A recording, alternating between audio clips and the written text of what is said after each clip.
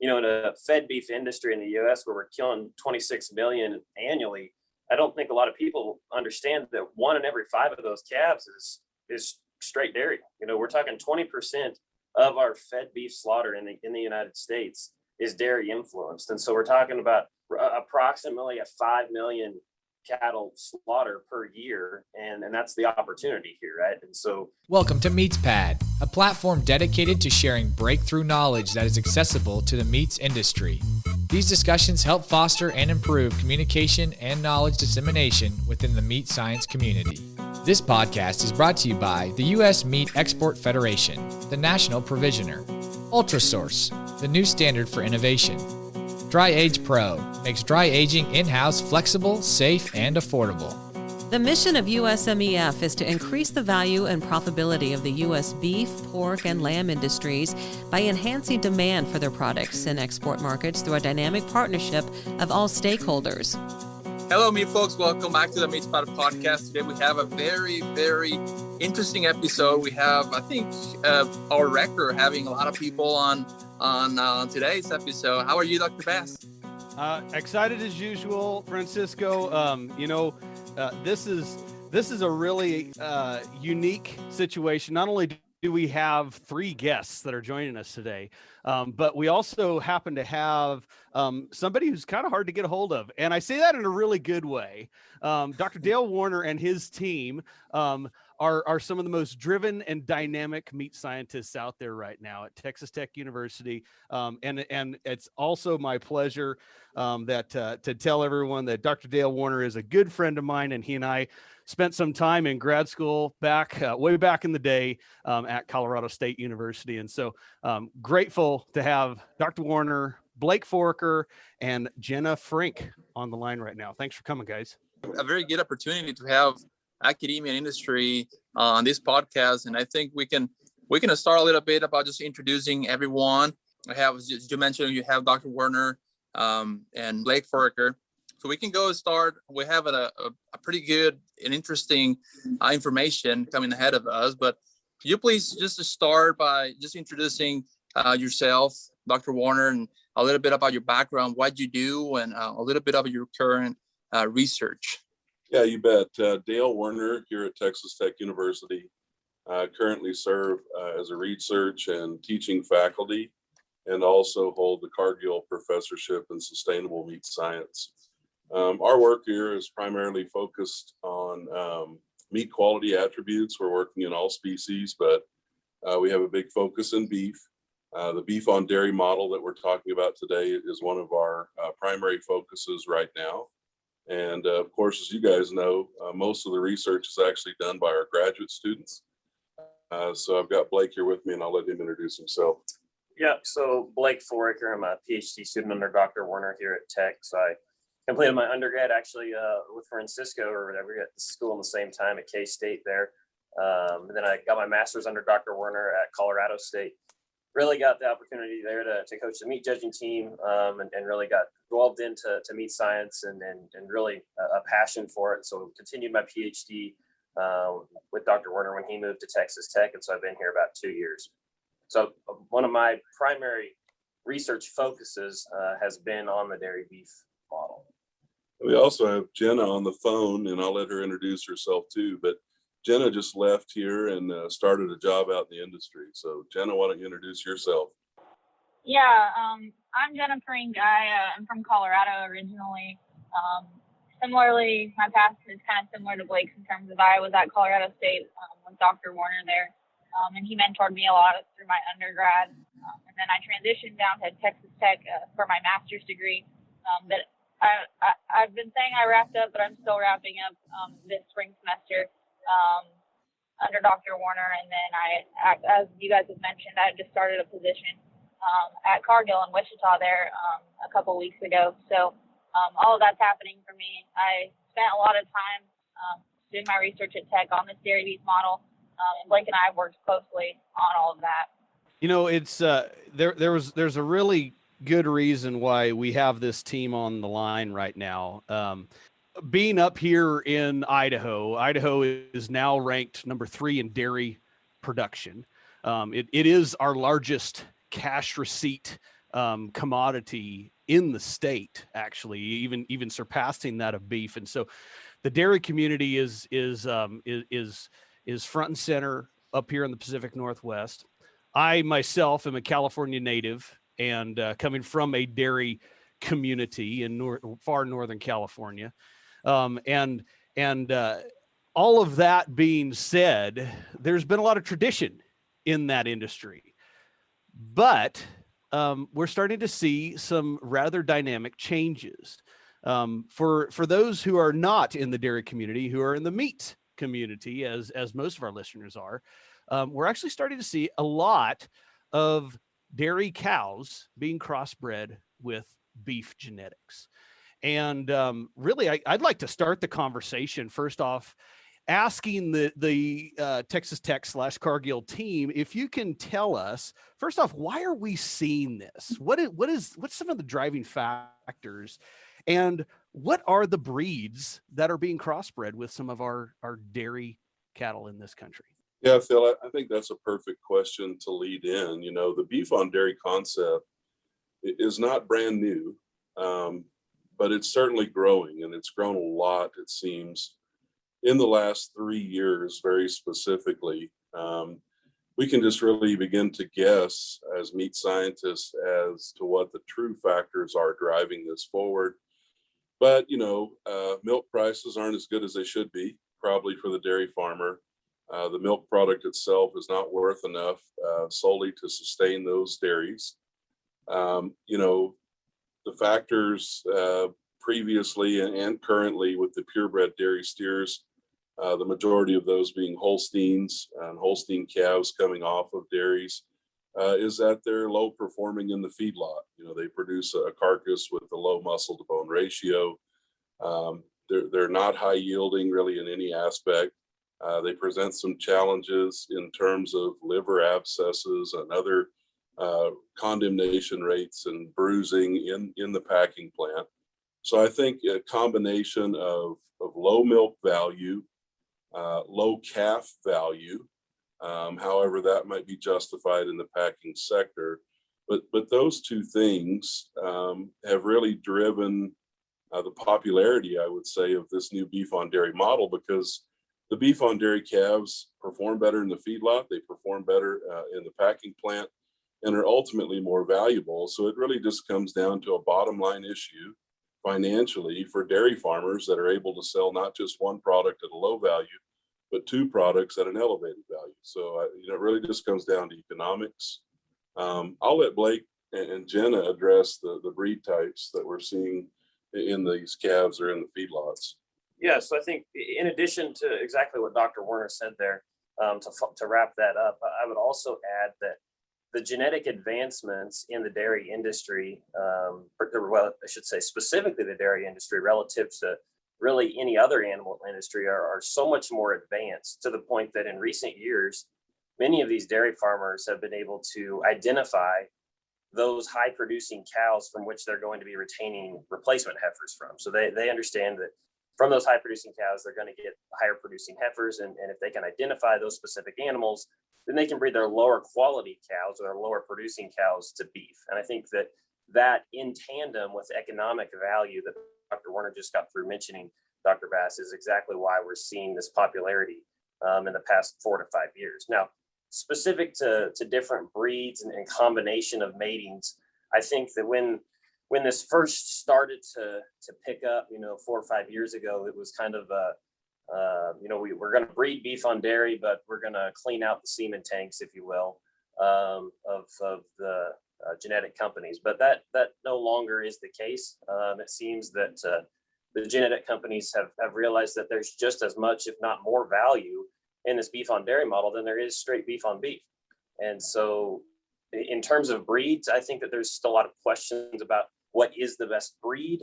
And I think that it could also be just argued just as much as breed is what is the best bull, or what characteristics make up the best bull for this scenario, independent from breed. Because I think we can all recognize that there's good and bad bulls within each breed represented. But I would just say as a whole, the consist of the beef on dairy population is predominantly 60 to 70% Angus influenced on the sire side, We see a little bit of Simmental or Sim Angus influence comprising another 30% of that. We see some more specialized models where limousine is used. There's a few Charolais influenced sires in this model, but primarily Angus and Sim Angus is what we're seeing. Yeah, I would add to that. Blake's exactly right. We start talking about the sire side, but I'd like to open the discussion up a little bit to Jenna, who actually looked at the genotypes of cattle in her particular project, and we were a little bit surprised actually as to what we found on the cow side of the equation. So Jenna, can you talk a little bit, just in your small sample size, what type of variation and what did you see in the cow side of that equation? Yeah, so the project that I worked on at Tech, we actually started about 2 years ago, and obviously the model and what we know about the dairy beef industry has grown substantially from that time point. Since then, especially as we started digging into some of the samples that we collected within my project, we understood that there's a large population from the dairy industry that's not just straight bred Holstein or straight bred Jersey, which allowed us, which kind of raised a lot of questions for us, but it also just basically opened a whole new door as to places that we can continue to research or continue to question, because cows that are Holstein on Jersey are a major part of the industry. And that was something that we were kind of naive to going into starting to discover what really is the dairy beef model. I think Blake did a really good job of touching on what the sire side has to offer. So I think taking what he had to say and considering what's on the dam side of the dairy industry, that's where the variation's coming from, I guess, or that's where our questions have kind of started to be pinpointed towards, is what matings can we produce, or can we to help make a higher quality product. And I think that's where some of our questions came from. I think that's what Dale and Blake are continuing to research there at Tech to answer some of those questions. Yeah, so Jenna, very specifically, we had a lot of crossbred cows on the dairy side, right? Of course, the crossbreeding in Holstein and Jersey. We've affectionately started to call those hojos, and I think we picked up that term from some dairy folks that are out and about as well. One of the things of note, is, in your former life, Phil, in association with certified Angus beef, black, of course, is critically important in producing high-valued steers and heifers in today's marketplace, to gather those premiums for branded programs. That is something that is evident in this beef on dairy model. People are still trying to produce black calves. For example, that is leading them away from other sire types that are not black, namely Charolais cattle, which may very well be a good fit because they are so unique and drastically different from the dairy cattle themselves. So to Blake's point, breed type is something that we discuss because it's very much on the surface of everything that we see and evaluate phenotypically, but it really comes down to which bulls are the best for this scenario. And in our opinion, they're not just one color, and so I think some of the future research and future things that we're going to try to look at are exploring that diversity, not only in breed type, but in sires as a whole. Take a look at that and see what the quality is coming out of those mating scenarios. I love the topic, and I love that you brought up that branded programs are black-hided cattle, and just have a broad question on you guys in comparison to other programs. You guys ever looked or on your research look at any meat quality or palatability or any? What would be your speculations on that type of impact? What would be the implications of that? Yeah, luckily, Francisco, we don't have to speculate too much because Jenna's work was really aimed specifically at making comparisons of beef on dairy product with native beef product as well as the conventional dairy model.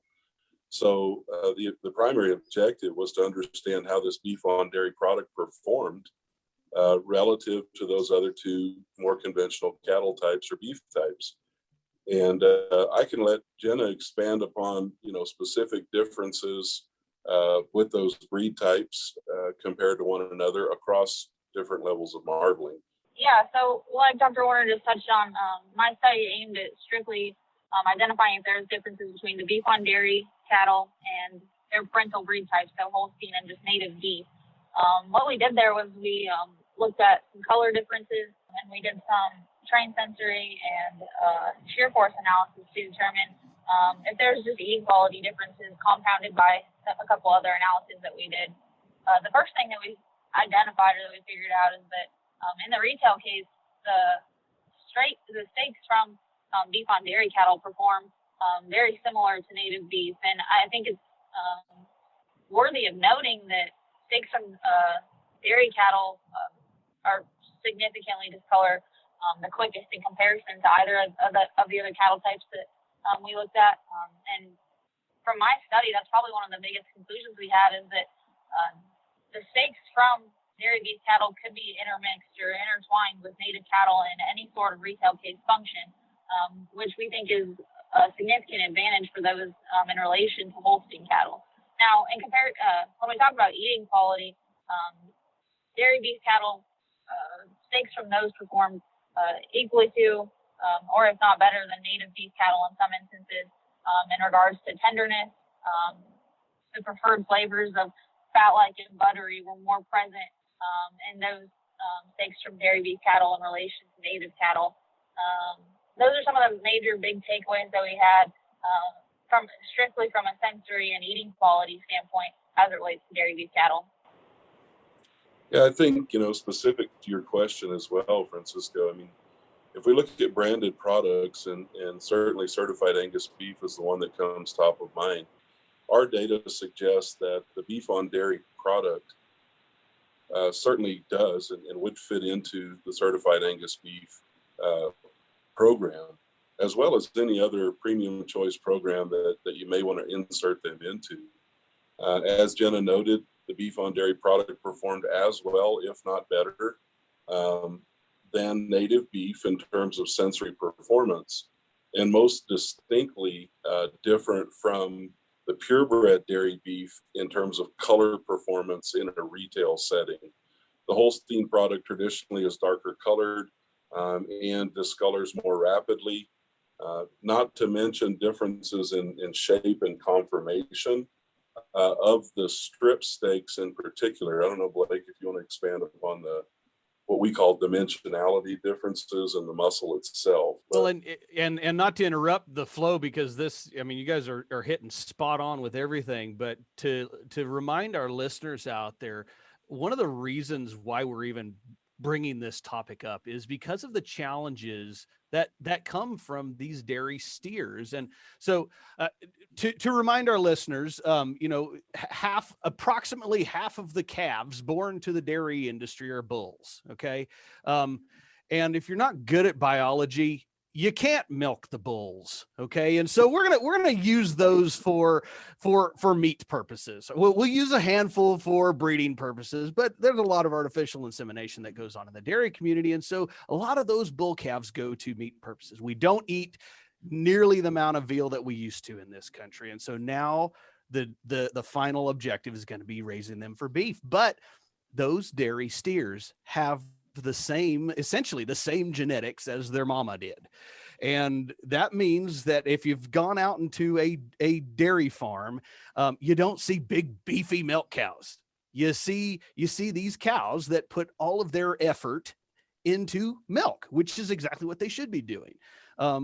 But that is a challenge when it comes to the dimensionality of the muscling that you see, and how do we connect the consumer to some of those challenges that the steaks don't look like normal beef steaks. And so sorry to interrupt, but Blake, take it away.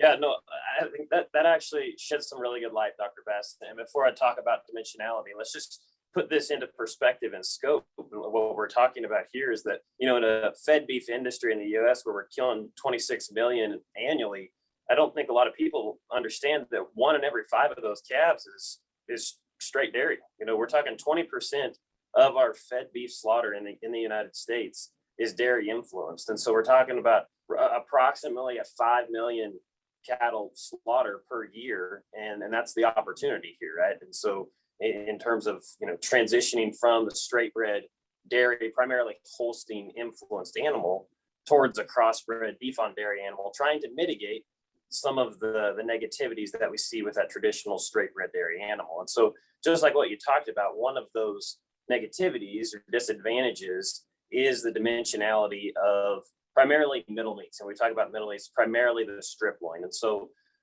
we don't see that as much in the ribeye muscle, but the longissimus muscle, as it gets through the loin and closer to the sirloin, those strip loin steaks become very angular and triangular in shape. And then from a consumer acceptability standpoint in a retail case, or even from a food service standpoint, that triangularity of shape is not desirable. I mean, it's just simply thinking about putting a triangle shaped steak on a plate with mashed potatoes and green beans, it doesn't quite fit the circular mold that we're plates we're are going for round. there. Yeah, exactly. Plates are round. So well, and there's a lot to the consumer perception and expectation of what a steak is supposed to look like.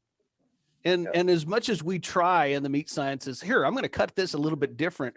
Oh gosh, people just they really do like tradition in what those steaks look like. Yeah, and so we've done a lot of work with dimensionality. So all of Jenna's study, all of those steaks that were in that study, we pictured and measured dimensions, 50%, 75% thickness or width across that steak.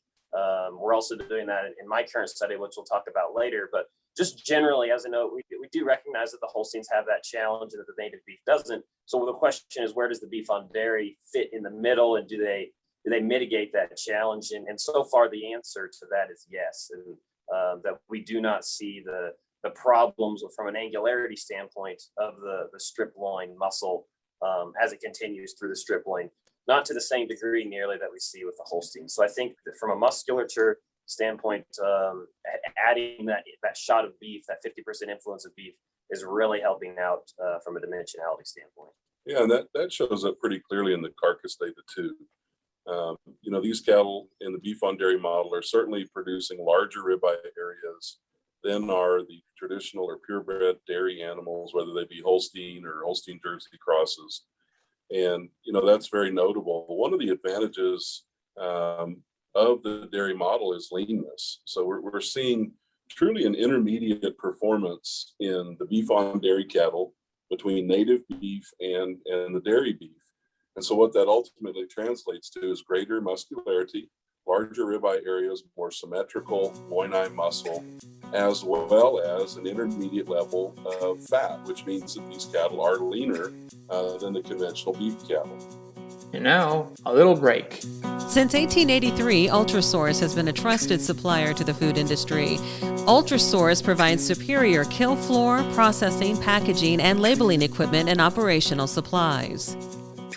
One portion of our listeners are in the retail sector, and they're retailers procuring beef from meat packers and displaying them and cutting steaks, putting on the retail cases. And I was honestly impressed by this work. And Jenna, could you please elaborate more on that discoloration aspect? I mean, we can talk about the color life. I think that has a very good you provide a very good information, but for those folks that are going to see more of this type of product that they're procuring, could you please tell us, as far as just more on the color life study that specifically on the color, how they behave?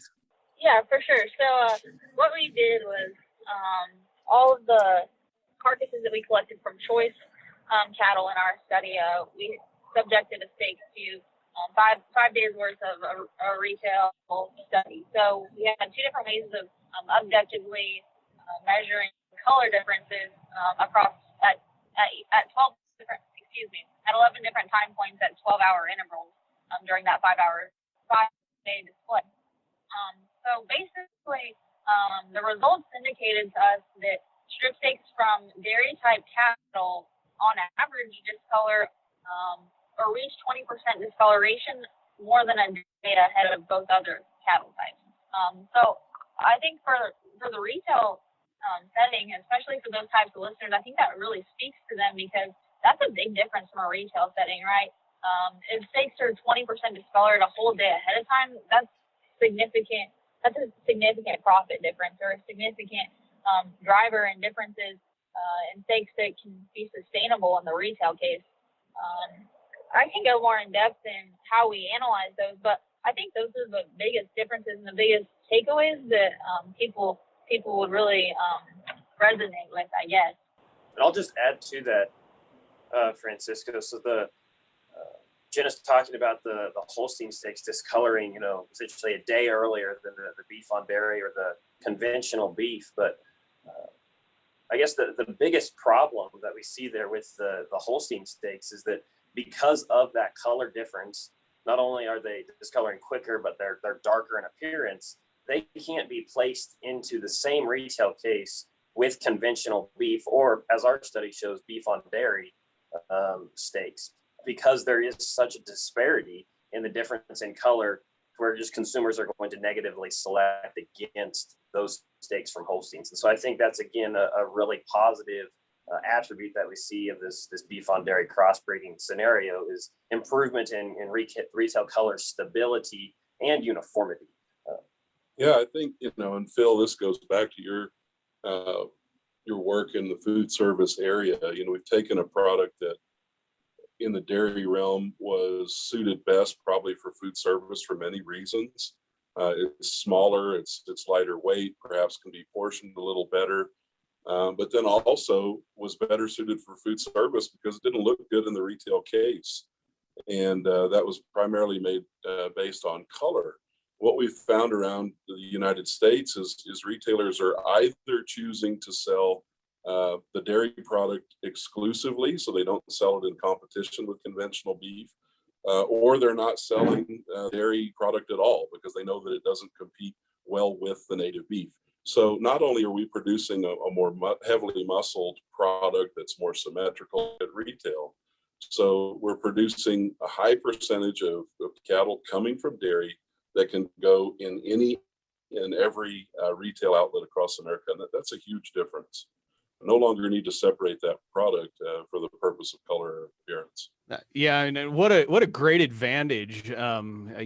This is all bringing back memories, because my very first research project in the meat sciences was actually looking at how do we bring some muscling back to these steers. I was doing research on implants and other growth promotants, Optiflex, ractopamine, feed additives, to try to bring some of this dimensionality back in. And it sounds like the solution is much simpler than using some of those external factors. It's genetics and bringing some of those in. And we've talked about all the greatness of these, but there must be challenges with these crosses. Have we discovered any that we need to just be aware of as we advance forward in this discovery process? Well, I think that's a good point, Phil. It's a much improved model over the purebred dairy model. But we are still removing these calves from their mothers at a very early age. Essentially, as soon as they're born, these calves are removed from the mother's milk and still placed in alternative housing, or hutches in many cases, and they're being bottle fed milk. So I think that's probably the most obvious thing in comparison to the conventional beef industry, is we're having to raise these calves differently. As they mature and get older, the feed efficiency of the cattle is comparable to the conventional beef cattle, and I'll let Blake talk specifically about that here in a second, but they are still a little ways back in that area in terms of feed conversion, certainly feeding them longer as well. But when we get to the end product stage, we've already talked about all of the positive attributes there. One thing that is of concern for the entire industry, but this particular group, some of our early on data demonstrate that They may struggle a little bit more with liver abscesses than do conventional beef cattle. And we don't know if that's due to genetics, biological type, or if it's just, again, the duration of feeding. But, Blake, I think it'd be really good for you to talk about the impact of breeding beef to dairy cows. What does that have on dairy performance? And then also the performance of these cattle in the feedlot. Yeah, so early on, some of our questions were, we understood that adoption of this beef on dairy model was entirely dependent on the dairy, right? So as much as us as beef guys, from a terminal scenario, wanted to push it and understand that it was coming, it really came down to dairy guys making the decision to breed to beef. And we'll be the first to admit we're not dairymen, and we do, however, feel that we have a place in this space because we understand it's a terminal scenario, right? So, or in other words, in this crossbreeding system, there's no more, no less than 50% beef and 50% dairy, and that product is always ending up in a terminal scenario. So early on, I worked with a couple different genetic companies that were working with dairies. They shared some of their dairy data or dairy performance data through the dairy comp system. So thousands and thousands of data points. But what I ended up doing was pairing cows that were bred to beef bulls versus cows that were bred to dairy bulls to see what's the difference. Is there an impact of breeding to beef, breeding my cow to beef versus breeding her to dairy, on a large scale, large sample size, somewhat controlled retrospective study. The takeaways from that were no differences in performance, or say lactation performance in the way of milk production. However, there was a slightly longer gestation time in those cows that were bred or conceived to beef bulls, which has been noted before, primarily in European studies. We really didn't open this discussion this way, but there's not been a lot of research done in the United States on beef on dairy crossbreeding. However, the European model really interchanges those cattle types quite frequently, to the tune that some of their dairy cow herds have some beef influence in them, and vice versa on the beef side. So just because of the antagonisms that they see there, synergies that they see in terms of milk production from the dairy and the beef cows. But it doesn't make sense in the United States model to do that. But the takeaways there were that no differences in lactation performance for breeding your dairy cows to beef semen. You might want to expect a couple days longer of gestation. Now, with that being said, the two different dairies that we looked at from a data standpoint, we recognized that one of those dairies completely transitioned to a beef on dairy model. Or in other words, they were breeding all of their cows to dairy semen, and then recognized that it just made a lot more sense for them to outsource their replacement heifers. And so they transitioned breeding all of their dairy cows to dairy semen to breeding all of them to beef semen. And I think that that's a very common model that we see in the dairy industry. And so that's one perspective that it seems the dairymen are taking. The other perspective is for dairymen to realize, hey, just like what we talked about earlier, that I understand that I have higher producing cows, and it makes sense from a profitability standpoint to retain replacement heifers out of those cows that I've identified as higher producing. But then those lower producing ones, that may be half or 60% of the cow herd, I'm going to breed those to beef. And so those are kind of the two separate models that we see occurring in the dairy industry relative to this beef on dairy model. Now, Dr. Woerner talked about the calf ranch piece. I think that there's a lot of, from a performance standpoint, we don't understand a lot just because the records there aren't maintained at the calf ranch. So as much as we tried to understand that, we truly don't have a great grasp on how those calves perform relative to conventional beef or conventional dairy, excuse me. I would say anecdotally, though, that those calf ranch managers have said that the beef on dairy crosses are simply thriftier, primarily because of heterosis. And I think as animal scientists, we can all understand and appreciate what we're getting there from a heterosis standpoint in this crossbreeding scenario. So I think that makes a lot of sense. Those calves, less morbidity, less mortality at the calf ranch stage. And then as they transition into the feedlot, we've worked with a feedlot in Kansas that shared many different closeout data points with us. So we were able to compare conventional beef cattle pens on a pin by pin basis to beef on dairy pens. And Not a ton of difference there in terms of feed efficiency. I think the other thing to keep in mind there is those data were a few years old. The feed yard said that their beef on dairy crosses have gotten substantially better. So even on those calves that were less than conventional beef in terms of performance, but still relatively close, I think the feed yard today would tell you that they're just as good as conventional beef, the native beef cattle. One thing we noticed in that data set was that in terms of percent, your yield grade distributions of conventional beef versus the beef on dairies, we mentioned this slightly earlier, but the beef on dairies were shifted in their frequency distribution of yield grade more towards 1s and 2s versus the conventional beef were shifted towards 4s and or 3s and upper 3s and 4s. And so I think that as we keep in mind this model where it has a place in the industry, I think that and we talked about quality of beef certainly doesn't seem to be a problem with the crossbreds, but composition of those carcasses and cutout is kind of the next step here. But it seems that they're going to have an advantage from the leanness that they get from the Holstein and then the added muscularity that they get from the beef that may even be superior to the conventional beef animal as we know it. There's a lot to be said about, we've said the dimensionality of the muscling is going to be a little bit different, and especially on the straight bred Holstein steers, that's going to be very, very different.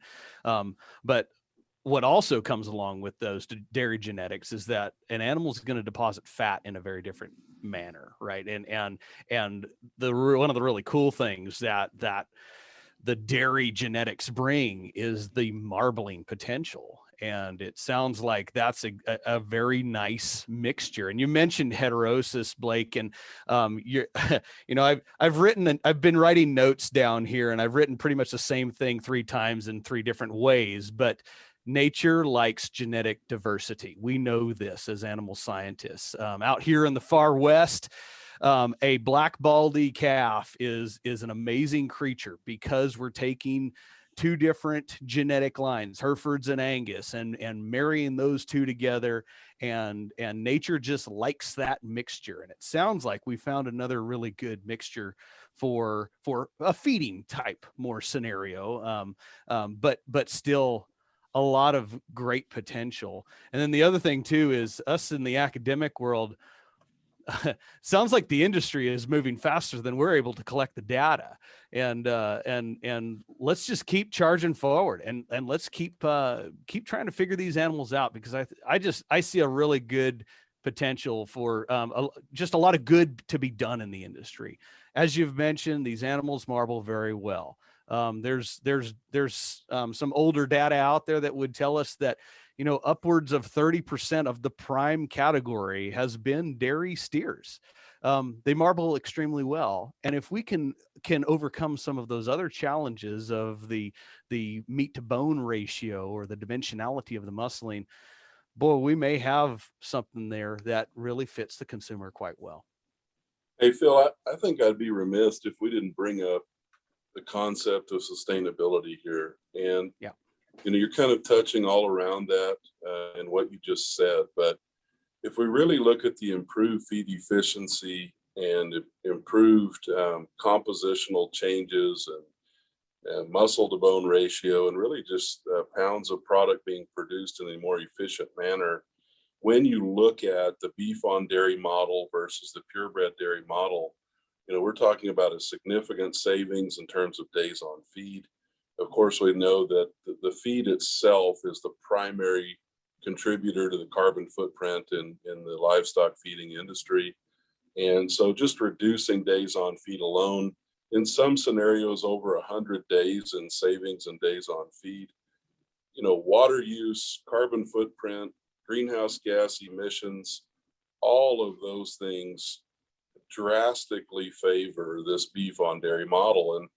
And initially our discussions and interest were exactly that. It was to go after the sustainability message and understand the efficiency differences between those models.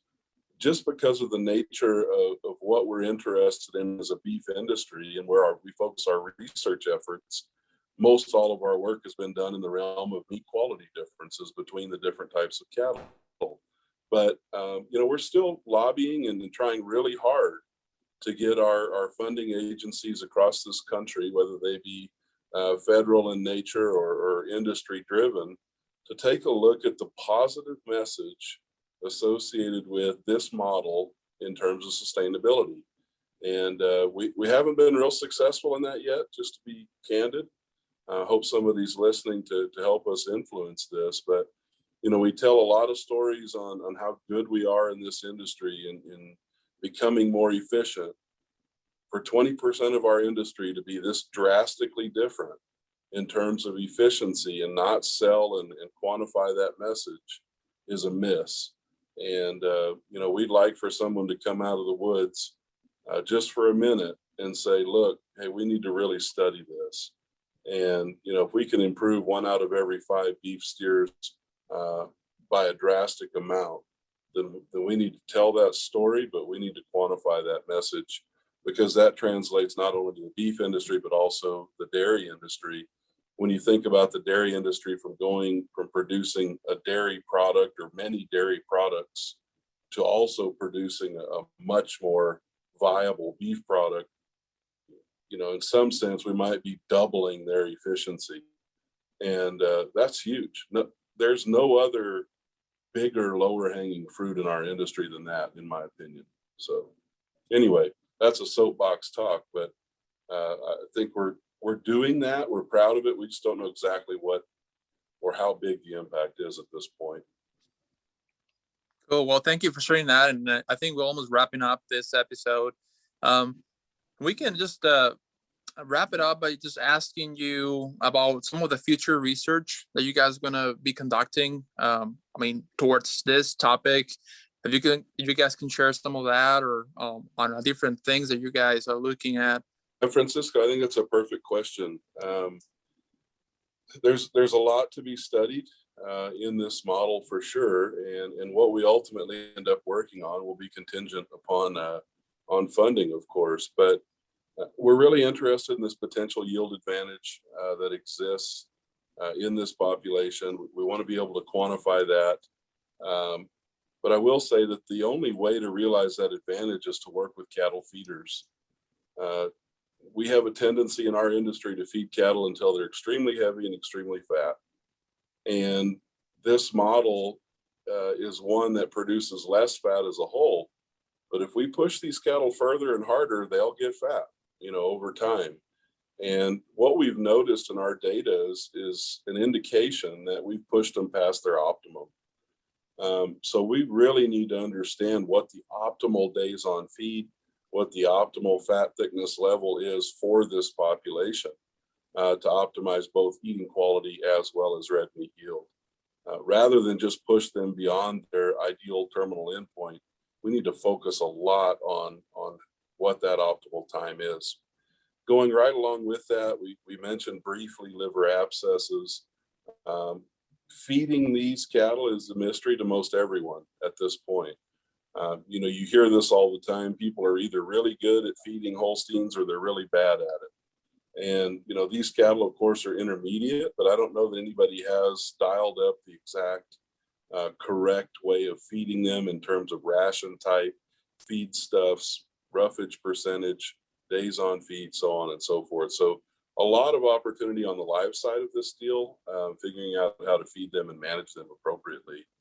Of course, genetics and finding the right bulls, to Blake's point, not just the right breed, but the right bulls will be critical. And we're starting to see more and more of that as, for lack of better words, semen tanks are getting emptier across the bull stud world. And we're really starting to target this industry in terms of breeding.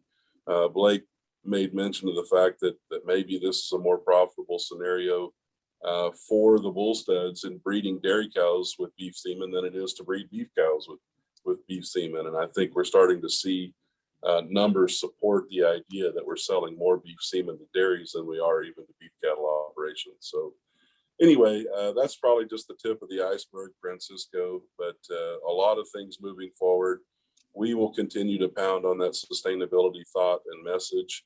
We'll continue to propose that and try to get someone to fund that work in the future. All right. Well, good luck with that, and we're just really looking forward to reading and listening to more of this. And yeah. So, any final thoughts, Dr. Bass? I think we need to keep a close eye on this group. I think there's a lot of great things happening. Texas Tech is, of course, kind of centrally located in the cattle feeding world. And so you guys are very well set up for success in that area. And we really appreciate you doing this research because, as you've mentioned, it's not only going to be a profitable advantage, which I put so much effort and thought into, but there's the bigger picture that we have a much more efficient animal here, and we need to be telling that story, which is on the mind of a lot of consumers right now. How can we make these cattle more efficient? We can do that. We can also make them that much more higher quality, improve a lot on visual appearance and everything. And so I'm super excited to see where the future will be taking this research. Sounds like there's a lot to be done yet. As Dr. Woerner has mentioned, this is a different creature that we're trying to figure out in optimizing their potential. And sometimes we spend too much time on the maximizing, but we need to optimize. We need to find out what's the right amount of time on feed. How are we going to get that ideal carcass out of these animals? And so really appreciate the research you guys are doing, but also the time that everyone has taken today to share with MeatsPad.